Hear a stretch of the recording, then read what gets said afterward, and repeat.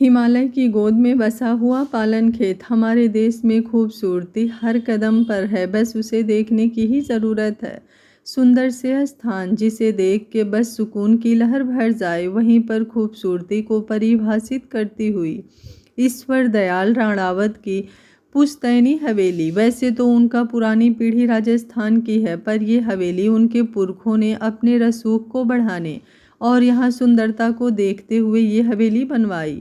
क्योंकि उनका जन्म यहाँ का था तो वो यहीं बस गए, अपने डायमंड और हीरो के बिजनेस को यहीं से आगे बढ़ाया। उम्र के इस पड़ाव पर उन्होंने बुलंदियां छुई और आज वही उनकी पीढ़ी कर रही है।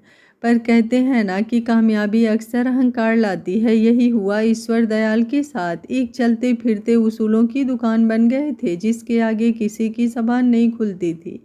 आइए उनकी फैमिली से मिलवा दें। बड़े बेटे निश्चय राणावत, उनकी पत्नी नीला राणावत, छोटे बेटे निहाल राणावत, उनकी पत्नी स्नेहा राणावत, एक बेटी स्नेह राणावत जिनका विवाह उन्होंने अपने मित्र के बेटे शांतनु भदौरिया से किया था। बड़े बेटे के दो बेटियां, पीरू चाहू और एक बेटा अनंत राणावत। बेटी की दो संतानें, दोनों बेटे अभिनव भदौरिया, आदर्श भदौरिया। छोटे बेटे निहाल और उनकी पत्नी की एक कार एक्सीडेंट में आकस्मिक मृत्यु ने ईश्वर दयाल को थोड़ा धक्का दिया, पर फिर भी वो प्रगति के मार्ग पर अग्रसर रहे। पर कहते हैं ना, सब एक जैसे तो नहीं होते, तो उनके इस रसूखदार प्रतिष्ठा, एकजुट, एक सोच के परिवार में एक अलग रूप रंग सोच। उनके ठीक विपरीत भी कोई है जिसकी कोई उपमा नहीं, क्योंकि वो है सबसे अलग। उसकी नियति इस परिवार से ही अलग है। आज ईश्वर दयाल की हवेली की शान देखने वाली थी। लाल सफ़ेद फूलों से सजी, दुल्हन की तरह सजी हुई उसकी रौनक कुछ और ही है, होनी भी चाहिए, क्योंकि उनके बड़े पोते अनंत का विवाह उनके परम मित्र दिग्विजय शेखावत की पोती परंपरा के साथ तय किया गया है। दिग्विजय शेखावत ईश्वर दयाल के परम मित्र और बिजनेस पार्टनर हैं। वैसे तो वो राजस्थान में रहते हैं, पर शादी के लिए परिवार यहाँ आ रहा है। दिग्विजय शेखावत दो पुत्र अखिल अकुल, अपनी धर्मपत्नियों के साथ भावना और अभिलाषा। बड़े पुत्र अखिल की दो संतानें, पुत्र परम पुत्री परंपरा जिसका विवाह तय किया गया है। छोटे पुत्र अकुल की पुत्री के बारे में हम बाद में जानेंगे। आखिर वो ही तो है जो इस परिवार की शान है, जिसने साबित किया है कि काबिलियत छोटे बड़े को देख कर नहीं आती। बस ये तो एक ऐसी प्रतिभा है जो जन्म से आपको आशीर्वाद स्वरूप प्राप्त होती है। और हमारी हीरोइन भी तो है, ईश्वर दयाल की पत्नी, इस घर की एकमात्र ममता की मूर्ति, जिसका एहसास इस घर को बनाए हुए है। निर्मला ईश्वर दयाल राणावत। आज वो हर काम अपनी देख रेख से करवा रही थी। रमेश, महेंद्र, कहाँ हो सब लोग? भाई क्या कर रहे हो? मेहमानों के कमरे के सारे इंतजाम हो गए? जी मड़ीबा, सब हो गया है, जैसा आपने कहा वैसा कर दिया, आप चिंता ना करें। ठीक है रमेश, वो मुस्कुराती हुई बोली।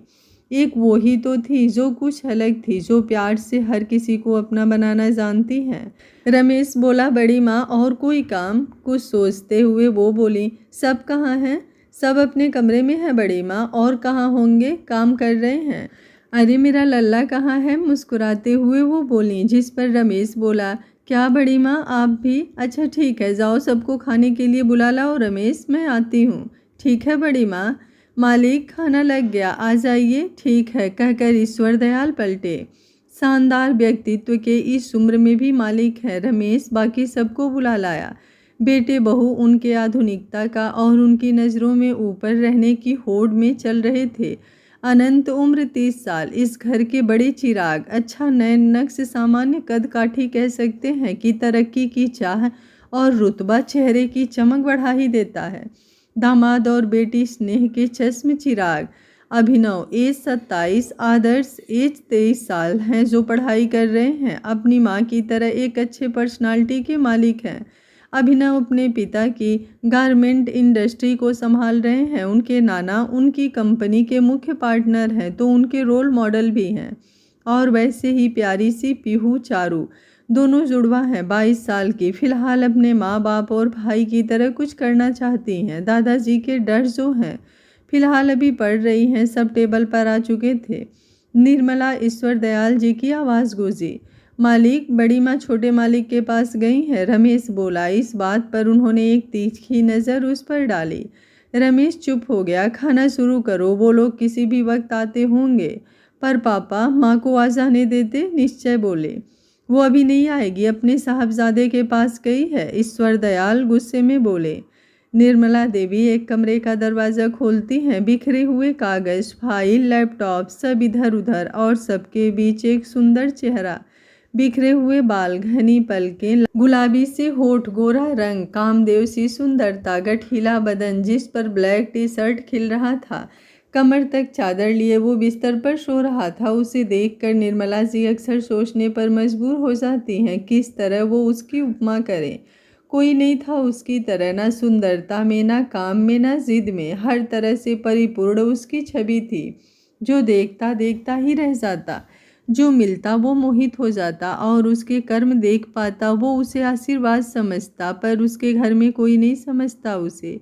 ये सोचकर भावुक होकर वो उसके सिरहाने आकर सर पर हाथ रखकर सोचती हैं कि कैसे उसने अपने नाम के अनुरूप खुद के बलबूते गरीबे और बेसहारा लोगों की मदद के लिए उनके नाम पर निर्मल डेयरी फार्म ओपन की। अपनी मदद करने की आदत के चलते आवारा गाय भैंसों को भी आश्रय दिया। जो काम आजकल के युवा छोटा समझते हैं, करना नहीं चाहते क्योंकि उससे भविष्य नहीं है, उसी में उसने अनाथों गरीबों की जिंदगी बना दी। हजारों लोगों की गिनती लाखों में हो गई, पता ही नहीं चला। लोगों की दुआ का असर या उसके दिमाग का तेज विदेशों तक इस काम को बढ़ा दिया। कितने लोगों को घर, नौकरी, सब कुछ दिया। पैसा काम ना तो खून में था, पर पता नहीं उसे बांटना कहाँ से आ गया। कृष्णा की छवि दिखती उन्हें उसके अंदर, इसलिए निर्मला जी उसे लल्ला कहती हैं। इन्हीं गुणों को उसके घर में तरक्की नहीं माना जाता, क्योंकि फैमिली बिजनेस नहीं। अपने मन खुद का वजूद बनाया, अपने धुन में रहता, खुद की सोच से सब करता। और फिर वो गलती जो उसने की ही नहीं, उसकी सज़ा वो अब तक भुगत रहा था। उनकी आंखें नम हो गई। कौन होगा जो इसके लिए होगा, जो इसे इस तरह देखेगा, जैसा वो है इसे समझेगा। सोच ही रही थी कि अचानक किसी की आवाज़ से उनका ध्यान भंग किया। मुड़ के देखा तो उनके चेहरे पर मुस्कुराहट आ गई। आपको घर से निकाल दिया गया है क्या? पर मैं तो घर में ही हूँ, निर्मला जी असमंजस से बोली। करेक्शन माता श्री, मेरा कमरा घर के बाहर ही आता है, वो अपने बिखरे बालों को हाथ से संभालता हुआ बोला। निर्मला जी उसकी इस बेतुकी बात पर गहरी सांस लेते हुए बोली। लल्ला अच्छा सा तो नाम है मेरा, वो ले लिया करो। वो उनकी तरफ घूरते हुए बोला। अच्छा ठीक है। दिव्यम, वो मुस्कुरा कर बोली। गुड, अगली बार फिर बताऊंगा, क्योंकि सुधरेंगी तो आप है नहीं, वो तौलिया कंधे पर डालकर बोला। उसको बाथरूम में जाते हुए देख वो जल्दी से बोले, नाश्ता करने आ जाना। क्यों, आपके पति की यादाश्त चली गई है क्या? वो आगे कुछ बोलती, वो दरवाज़ा बंद कर चुका था। दिव्यम, वो बोली, कभी तो आया कर सबके साथ। कोई जवाब ना मिलने पर वो खुद को जवाब देने लगी। कैसे आएगा, कोई चाहता ही उसे कहाँ है। काश कोई हो मेरे दिव्यम के दिल को समझे कि वो क्या है। सोने जैसा दिल है उसका। अपनी भर आई आंखों को साफ किया उन्होंने। महेंद्र को आवाज़ देकर रूम साफ करने के लिए बोल नीचे चली गई। डाइनिंग टेबल पर सब नाश्ता कर रहे थे। मिलाई आप अपने लाडले से, ईश्वर दयाल बोले। जी बड़ी माँ, रोज़ तो आप बुलाती हैं, वो आता कहाँ है? अनंत बोला। तो क्या करूँ, मेरे निहाल और स्नेह का एकल अंश है वो, कैसे भूल जाऊँ? तो समझाओ उसे, अनंत और अभिनव की तरह तरक्की के साथ काम करे। यूं काम करके लुटाने वालों का भविष्य नहीं होता। हम भी दान करते हैं, पर एक तरीका होता है। बचपन से आज तक सिर्फ अपने दिमाग की ही करता है। जिद्दी है आपका लाडला, ईश्वर दयाल तुनकते हुए बोले। क्या कमी है, 26 साल की उम्र में वो खुद की मेहनत से आज कहाँ पर है, आपसे कम नहीं है। निर्मला जी, ईश्वर दयाल चिल्लाते हुए बोले। याद है ना आपके लाडले ने 15 साल की उम्र में क्या किया था? उसने कुछ गलत नहीं किया था, निर्मला जी रोते हुए बोली। बस सबको जो काम है करिए, मेहमान किसी भी वक्त आते होंगे, ईश्वर दयाल बोले। नीला डाइनिंग टेबल से उठकर निर्मला जी से बोली, चलो माँ कुछ खा लीजिए, मैं और काम देखती हूँ। राजस्थान, अखिल, अकुल, भावना, अभिलाषा, निकलिए भाई सब लोग, देवराज जी बोले। अखिल बोला, बाबा साहब सब आ रहे हैं, अकुल आ रहा है, भावना अभिलाषा तैयार हो चुकी हैं, बस परम आ जाए। और आपकी सुपुत्री वो कहाँ है? आ रही है वो भी, अखिल बोले। सब आ चुके हैं, पीछे देखो। वो दोनों बात कर ही रहे थे, तभी पीछे से आवाज़ आई, सभी खड़े थे। परम बोला, चाचू आपकी लाडली कहाँ है? बस उनका पता नहीं है। हम यहाँ हैं भाई। एक प्यारी सी लड़की, अखिल अभिलाषा की इकलौती पुत्री श्रीधिका शेखावत और हमारी हीरोइन राधा जी के नाम को लिए हुए। कहते हैं जैसा नाम वैसे गुण, अक्सर दिखता है वो इनके आने वाले जीवन में सार्थक होगा।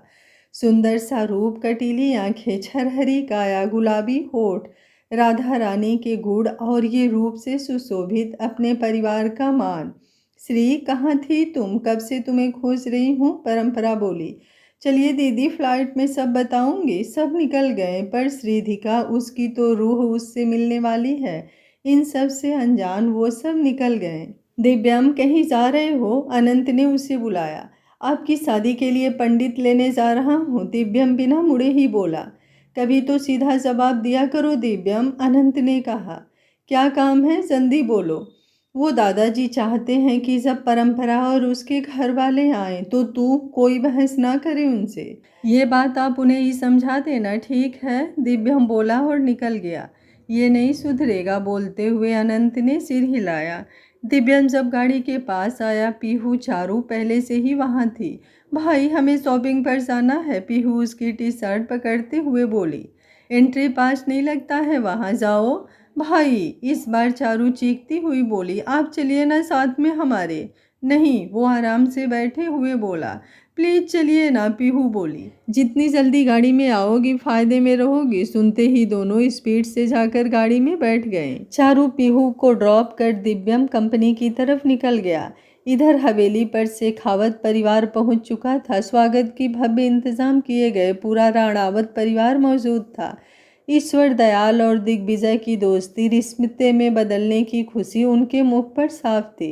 अनंत और परंपरा को शादी से पहले अब मिलने की इजाज़त नहीं थी, इसलिए परंपरा को पहले ही गेस्ट हाउस पहुंचा दिया गया था। Guest house. श्री, यहाँ आओ ना, मेरी मदद करो, कब से बुला रही हो। ये देखो, सब सही से रखने में मेरी मदद करो। परंपरा, जो अपने ढेर सारे बैग खोले परेशान होके बोल रही थी। दीदी देखिए ना, कितना खूबसूरत है ये सब, ये पहाड़, पवन, हल्की बारिश, बिल्कुल सपनों की तरह। पर ऐसा सपना जो हकीकत में है। श्रीधिका ने मुस्कान लिए पीछे देखा और कमरे की हालत देखकर अपना सर पीट लिया। इधर आइए, मैं सब कर देती हूँ। थैंक यू श्री, तू ना होती तो मेरा क्या होता? कौन कहेगा तू भाई के साथ उनके बिजनेस में कदम से कदम मिलाकर चलती है। परंपरा बिस्तर पर गिरते हुए बोली। कोई काम छोटा बड़ा नहीं होता दीदी, बस करने की शिद्दत हो। श्रीधिका सब समेट कर उसके पास बैठते हुए बोली। श्री, तुझे कैसा लड़का चाहिए? परंपरा उसका हाथ पकड़ते हुए बोली। पता नहीं दीदी, आपको पता है मैं सपनों में नहीं जीती, हकीकत जो भी हो मैं ईमानदार रहूँगी। एक बात बोलूँ श्री, जो ज़्यादा उम्मीद नहीं रखते ना, कभी कभी उन्हें ज़िंदगी में बेहतरीन गिफ्ट मिलती है। अरे वाह दी, क्या लाइन बोली आपने। अब सो जाइए, कल हल्दी है आपकी, श्रीधिका बोली। तू भी सो जा, ये पहाड़, पवन, नदियाँ कल भी यहीं होंगे। ओके दी, गुड नाइट। रात का 1 बज रहा था। मौसम में हल्की सर्दी हो गई थी। एक खूबसूरत एहसास लिए। पहाड़ों पर जलती हुई रोशनी जुगनू सी लग रही थी। बेहद मनोरम दृश्य बन गया था। खिड़की पर खड़ी हुई श्रीधिका को अब भी नींद नहीं थी, जैसे उसकी आंखों को अभी वो नहीं दिखा था जिसकी उसकी आंखों को इंतजार था। कि तभी हवेली का गेट खुला। एक स्पोर्ट्स कार नीचे आई। अनायास ही श्री का ध्यान उस पर गया। इतनी रात को कौन हो सकता है? उसके कदम खुद ही बाहर की तरफ बढ़ने लगे। दिव्यम कार से निकल कर जब अंदर की तरफ बढ़ा तो उसे पायल की खनक सुनाई दी। वो गेस्ट हाउस की तरफ बढ़ा। उसने जैसे ही लॉन क्रॉस किया, अचानक किसी के गिरने से बचाने के लिए उसके हाथ पकड़कर खींचा। उसी पल श्रीधिका की दुनिया बदल गई। मदहोश सी आंखें, चेहरे पर तेज बिखरे बाल, वो उसकी आंखों में बस गया।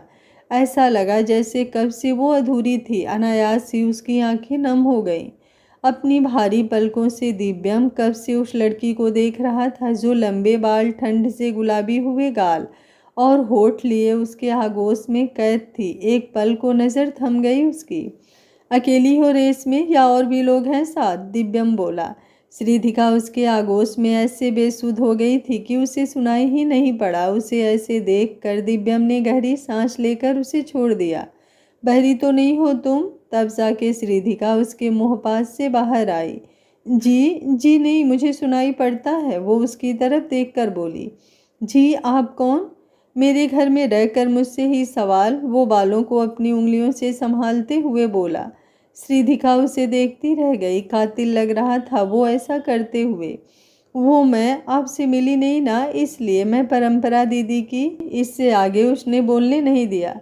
मुझे पता है, जाओ सो जाओ, मुझे जानना तुम्हारे लिए ज़रूरी नहीं है। इतना कह उसने एक भरपूर नज़र उस पर डाली। वो मुड़कर चल दी। आगे जाके उसने पलटकर देखा, वो जा रहा था। उसका एक पल में सुकून लेकर रूम में आके लेटकर जैसे ही आंखें बंद की, वो उसकी मदहोश आंखें उसके मन में उतर गई।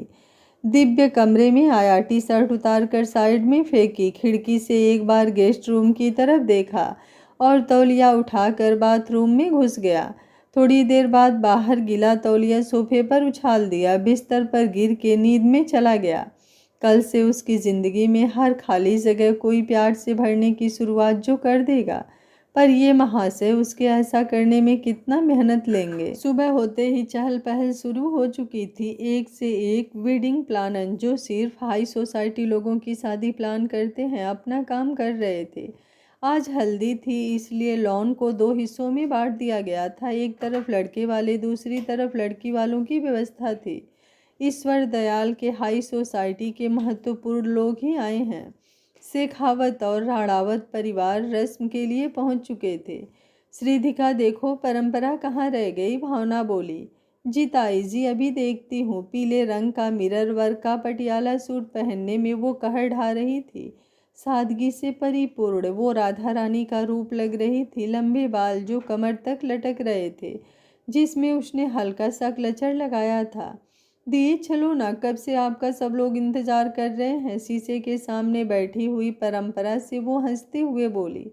बस लास्ट, परंपरा हाथ की लिपस्टिक दिखाते हुए बोली। नो दी, बस आज शादी नहीं है आपकी, हल्दी है। अब वैसे भी आप बहुत अच्छी लग रही हैं। ब्यूटिशियन को बाहर जाने का बोलकर उसे भी बाहर ले आई। अभिलाषा और भावना ने मिलकर परंपरा की नज़र उतारी। पीले लहंगे और उसकी मैचिंग की चोली पहनकर वो भी किसी से कम नहीं लग रही थी।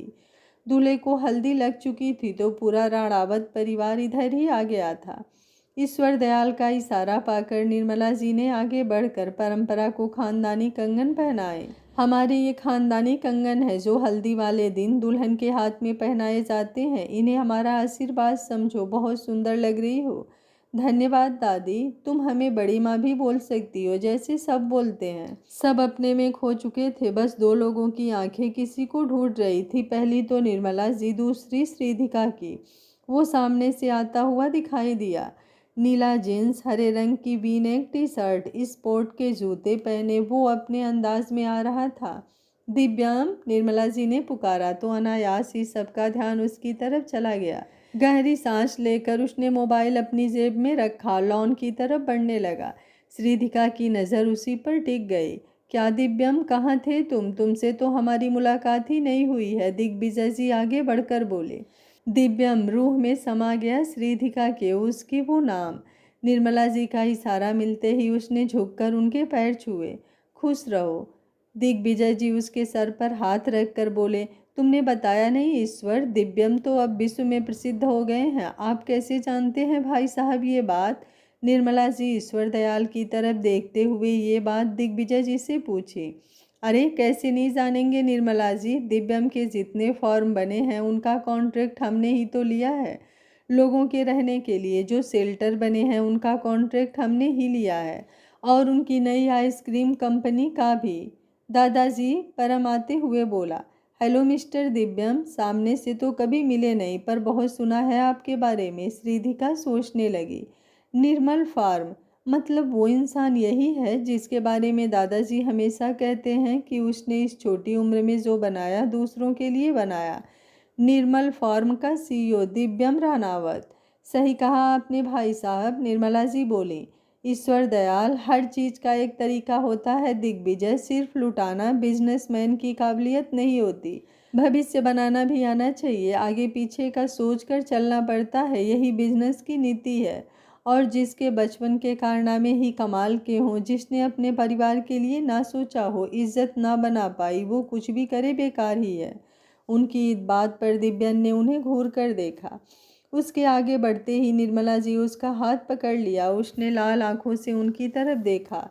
गुस्सा रोकने के लिए उसने वहीं रखे फ्लावर पॉट पर एक हाथ जोर से मारा। एक पल में वो जमीन पर टुकड़े होकर अलग अलग हो गया। कुछ किरचें हाथ में चुभ गईं। वो तुरंत वहां से चला गया। देखा दिग्विजय, ये है असली दिव्यम, ईश्वर दयाल गुस्से से बोले। हल्दी की रस्म कब खत्म हो चुकी थी, अखिल जी ने सबसे कहा। सब लोग अंदर जाइए, आराम कीजिए। सब अंदर चले गए। सबके अंदर जाने के बाद, ईश्वर क्या है ये सब, अभी भी तुम उस बात पर अटके हुए हो? 15 साल का था सिर्फ वो। भूल जाता, अगर वो भूलने देता दिग्विजय। उसकी जिद बढ़ती चली गई, गुंडा बन गया है वो। ईश्वर तुम्हें आराम करो दिग्विजय, किसी एक के लिए मैं सभी बच्चों की खुशियां बर्बाद नहीं कर सकता। उनकी बात बिना सुने हुए ईश्वर दयाल बोले और चले गए। क्या सोच रही हो श्रीधिका, निर्मला जी ने उसका हाथ पकड़कर पूछा, जो कब से उसके हाथ में लगी हुई चोट के बारे में सोच रही थी। पता नहीं क्यों उसका दिल बहुत दुख रहा था। कहीं ना कहीं निर्मला जी उसकी स्थिति नोटिस कर रही थी। कुछ नहीं बड़ी माँ, वहाँ मैं आपसे कल मेहंदी के लिए जो कंकड़ बांधने की रस्म होती है, उसके लिए पूछने आई थी। ताई जी ने पूछा है कैसे करनी है। बैठो मेरे पास। दिग्विजय से बहुत सुना है तुम्हारे बारे में कि तुम पूरी बात बिना जाने नहीं मानती। पूछो, कुछ पूछना है? कुछ नहीं बड़ी माँ, वो सर झुकाकर बोली। ऐसा नहीं है मेरा दिव्यम, निर्मला जी श्रीधिका के सर पर हाथ रखकर बोली। जानती हूँ। बेख्याली में ही श्रीधिका के मुंह से निकल गया। निर्मला जी ने उसे चौंक कर देखा और मुस्कुराने लगी। आखिरकार उनकी अनुभवी आंखी ने जो देख लिया था। तुम आज हमारे पास रहो, यहीं हवेली में गेस्ट हाउस। हम आपकी माँ के पास फ़ोन कर देते हैं। ठीक है बड़ी माँ, श्रीधिका सर हिलाते हुए बोली। कमरे में कब से करवट बदल रही थी। वो नींद ही नहीं आ रही थी। कमरे से निकलकर वो किचन में पानी पीने आ गई। वापस आते वक्त छत का दरवाज़ा खुला हुआ दिखा। कुछ सोचते हुए वो ऊपर आ गई। ठंडी हवा, हल्की धूप, मौसम बड़ा बेईमान हो रहा था। वो महसूस करके मुस्कुराई। इधर उधर देखते हुए अचानक उसकी नज़र टेरिस के कोने पर सोफे पर लेटे हुए दिव्यम पर गई। माथे पर बिखरे बाल, वही दोपहर की पहनी हुई हरी टी शर्ट, एक हाथ जमीन में वो आंखें बंद किए लेटा हुआ था। हाथ से खून निकाल कर सूख चुका था। वो धीरे धीरे चलकर उसके पास जमीन में बैठ गई। कांपते हाथों से उसने उसका हाथ अपने हाथ में ले लिया। वो जल्दी से रूम में से फर्स्ट एड बॉक्स ले आई। हल्के हाथों से डिटॉल लगाना शुरू किया। नींद में भी उसके चेहरे के भाव बदल रहे थे। जैसे ही उसने दवा लगाई, अचानक उसके हाथ पर पकड़ महसूस हुई। दूसरे ही पल वो उसके ऊपर थी। वो उनिंदी आंखों से उसे देख रहा था। श्रीधिका को वो इतना प्यारा लगा इस समय कि वो एकटक उसे देखने लगी। क्या कर रही थी तुम, दिव्यम बोला, पर उसके जवाब ना मिलने पर वो गहरी सांस लेकर बोला, तुम्हें बहरेपन के झटके आते हैं? नहीं तो, वो हड़बड़ाते हुए बोली। तो एक बार में जवाब ना देने की कसम खा रखी है? उसकी कमर पर हाथ कसते हुए दिव्यम बोला। उसके सीने पर वो हाथ रख के उससे दूरी बना रही थी, पर उसकी गर्म सांसें अपने चेहरे पर महसूस होते ही वो होश खो रही थी। एक अलग सा अपनापन उसके स्पर्श में था। उसकी कशिश से भरी वो आंखें, दिल हारने लगी थी वो उस पर। चेहरे पर आती उसकी लटों को उसने जब उसके कान के पीछे किया, श्रीधिका की तो मानो दिल की धड़कन रुक गई। अब उठोगी कि यहीं पूरी रात सोने का इरादा है? उसकी आंखों में देखते हुए दिव्यम बोला। वो तुरंत उठ के खड़ी हो गई। एकदम से उठने से उसका दुपट्टा जमीन में गिर गया। कुर्ती का गला डीप होने के कारण उसकी क्लीवेज साफ दिखने लगी। उसने घबराकर पलकें उठाई। उतनी ही फिरती से वो पलटकर खड़ा हो गया। वैसे ही खड़ा होकर उसने दुपट्टा उठाया और बिना मुड़े उसे दे के बोला, बारिश कभी भी हो सकती है, नीचे जाओ, कहकर वो खुद सीढ़ियों की तरफ बढ़ गया। उसके ऐसा करने से श्रीधिका उसे देखती रह गई। वो गहरी मुस्कान लिए कमरे में आई। उसके स्पर्श किए दुपट्टे को बाहों में भर लिया। बिस्तर पर गिर गई। आंखें बंद करते ही वैसे ही उसकी वो मदहोश आंखें जहन में आ गई। वो आंखें बंद किए ही मुस्कुराई। सुबह हो चुकी थी, सब आने लगे थे। स्नेह भी अपने दोनों बेटे अभिनव और आदर्श के साथ आ चुकी थी। खूब रौनक हो चुकी थी। अभिनव तो थोड़ा गंभीर था, पर आदर्श तो खूब चुलबुला था। भावना, अभिलाषा, नीला, स्नेह, परंपरा सब मेहंदी लगवा रहे थे। परम और आदर्श वहाँ बैठे बातें कर रहे थे। चारू पीहू उनका खूब साथ दे रही थी और परम वहाँ से बीच बीच पे हमारी प्यारी चारू को देख भी रहे थे।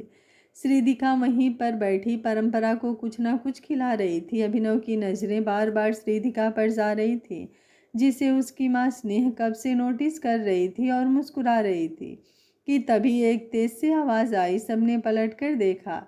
फटी jeans, crop top, half pony, पैरों में स्नाइकर्स, आंखों में गुस्सा लिए एक लड़की खड़ी थी और ये आवाज़ उसके अपना बैग पटकने से आई थी। श्री की बच्ची, तुझे जिंदा नहीं छोड़ूंगी। मुझे अकेला छोड़कर आ गई। एक दिन और मेरे लिए रुक जाती तो क्या यहाँ आने के लिए फ्लाइट्स बंद हो जाती? श्रीदिका ने अपने कस के बंद की हुई आंखों को खोलते हुए सामने देखा तो वो गुस्से में उसे खा जाने वाली नज़रों से देख रही थी। वो उठकर उसके पास आ गई। सॉरी नीलू, मान जाओ ना। दरअसल दीदी मुझे लिए बिना आ ही नहीं रही थी। हाँ नीलू, मान जाना बच्चा। श्रीदिका तो आ ही नहीं रही थी, मैं ही इसे ले आई। ठीक है, आपकी शादी है इसलिए मान जाती हूँ, वरना नहीं मानती। और वो हंसकर श्रीदिका के गले लग गई। तो ये है नीलू, श्रीदिका की इकलौती दोस्त और राजदार और उसकी ज़िंदगी का तूफान। ये श्रीदिका की पीए भी है, तो एक मीटिंग में गई थी इसलिए आज आई है। हमारे आदर्श, जो अब तक बातें बनाने में व्यस्त थे, उनकी नज़र अचानक उस तूफान पर रुक गई। कच्चा खा लेगी और डकार भी नहीं लेगी, बच के रहना, परम ने धीरे से आदर्श के कान में कहा। कोई नहीं भाभी के प्यारे भाई। आदर्श का वैसे भी खतरों से खेलने की आदत है। ओके, बेस्ट ऑफ लक मेरी बहन के देवर। अनंत अभी मीटिंग अटेंड करके निश्चय जी के साथ आया था। वो भी तैयार हो गया। तभी ऊपर से दिव्यम सफ़ेद शर्ट, काले पैंट पहनने, शर्ट का कफ समेटे हुए नीचे आया। मेहंदी के लिए आई ब्यूटिशियन और लड़कियों की आंखें उस पर थम गई। नीलू ने श्रीदिका से धीरे से पूछा, ये हीरो कौन है? तभी दिव्यम भाई, आदर्श जोर से चिल्लाया। तुम बचपन में माइक्रोफोन निकल गए थे क्या? दिव्यम जेब में हाथ डालकर खड़े होकर बोला, जिस पर वहां सभी लोग की हंसी निकल गई। हंसना बंद करो, वो सबको देखकर बोला, विशेष रूप से नीलू को। उनको जाने दो, तुम क्या कह रहे हो आदर्श? दिव्यम बोला। यहाँ आइए ना भाई, आदर्श बोला। उसके बोलने पर वो वहीं बैठ गया। भाई एक बार मेरे कॉलेज आ जाइए ना, वो धीरे से बोला। क्यों, मैं तुम्हारी तरह दिखता हूँ जो वहाँ तुम्हारी जगह पर आ जाऊँ? नहीं भाई, वो आपको देखकर लड़की मुझसे कुछ ज़्यादा ही दोस्ती करती हैं। तुम वहाँ लड़कियों से दोस्ती करने जाते हो, ये बात तुम्हारे पूजनीय नाना जी को पता है? क्या भाई आपको पता है? जो चुड़ैल वहाँ पढ़ती हैं ना, जो बॉयज़ को आगे पीछे घुमाती हैं अपने, वो पिछली बार जब आप मेरे प्रिंसिपल से मिलने गए थे तब से आगे पीछे घूम रही हैं आपका नंबर लेने के लिए। वो एक्साइटेड होते हुए बोला, जिस पर दिव्यम ने उसकी तरफ घूर के देखा।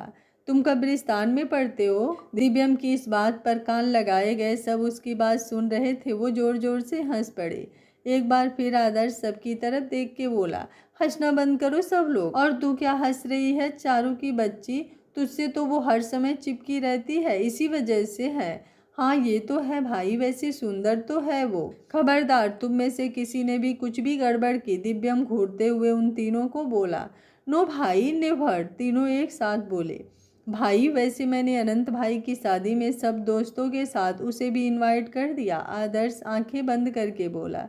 ये गया? पीहू बुदबुदाई। आदर्श ने जब आंखें खोल के देखा दिव्यम उसे गुस्से में देख रहा था, उसने थूक गटक लिया। इन सब में श्रीदिका को जाने क्यों ये सब अच्छा नहीं लग रहा था कि सारी लड़कियां दिव्यम के बारे में ऐसा सोचती हैं।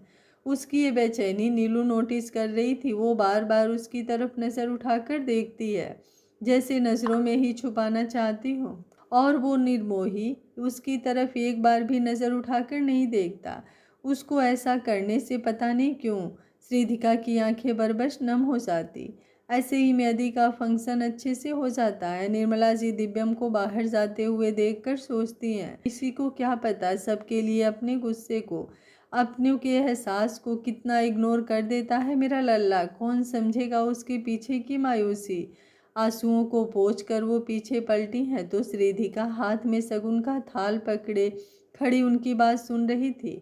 पता नहीं उसकी आंखों की बेचैनी निर्मला जी पहले दिन से नोटिस कर रही थी। जिस तरह वो दिव्यम को देखती है, उन्हें दिव्यम का दर्द श्रीधिका की आंखों में दिखता है। अनायास उसके सर पर हाथ रखा और बोली, भगवान तुम्हें हिम्मत दे। वो ना समझी से उन्हें देखने लगी। क्या मैं सुंदर नहीं दिखती नीलू? बालकनी में खड़ी श्रीधिका ने अचानक ये सवाल किया तो उसे सुनकर गर्म कॉफ़ी नीलू के मुंह से बाहर निकल गई।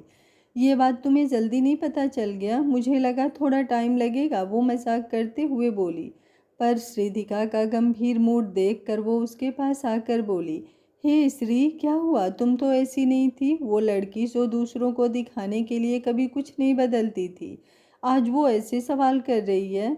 उसने मुड़कर उसकी तरफ देखा। उसकी नम आंखें देखकर नीलू परेशान होकर प्यार से बोली, क्या हुआ श्री? एक मिनट, कोई तेरे दिल में बस तो नहीं गया श्री? उसको चुप देखकर नीलू खुश होकर बोली, कौन है वो?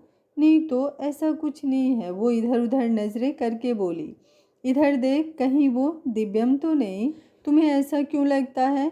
क्योंकि मिस श्रीधिका, मैंने तुम्हारी चोरी पकड़ ली थी जब तुम उस समय अपनी नज़रों में उसे उतार रही थी। वो बिस्तर पर गिरते हुए बोली। उसकी बात सुनकर श्रीधिका वापस बालकनी में चली गई। श्री, तुम बहुत बहुत सुंदर हो, पर वो बंदा थोड़ा हट के है, देखा नहीं था तूने? इसलिए तो मेरे दिल में है और सिर्फ मेरा है। श्रीधिका हल्के से बुदबुदाई और पीछे पलट कर देखा। नीलू घोड़े बेच के सो चुकी थी।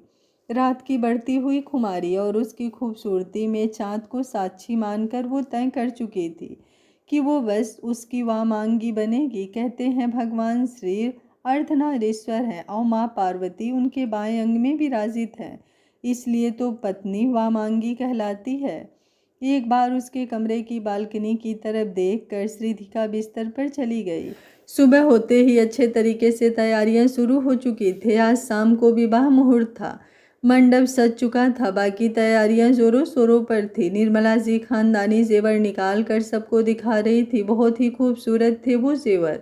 ये देखो बेटा, ये रानी हार, ये तुम आज रात को पहनोगी।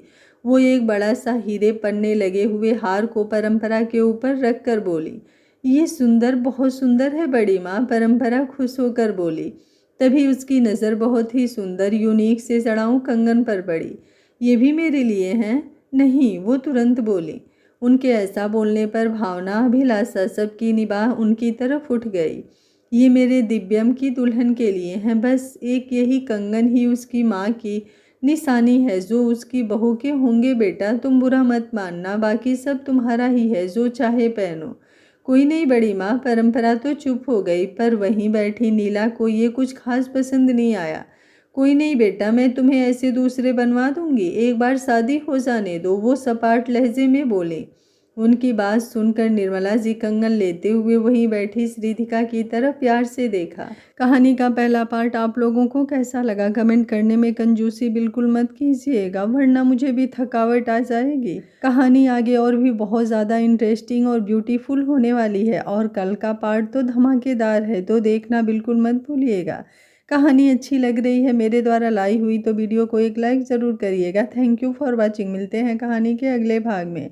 तब तक स्वस्थ रहिए, मस्त रहिए, अपना ख्याल रखते रहिए।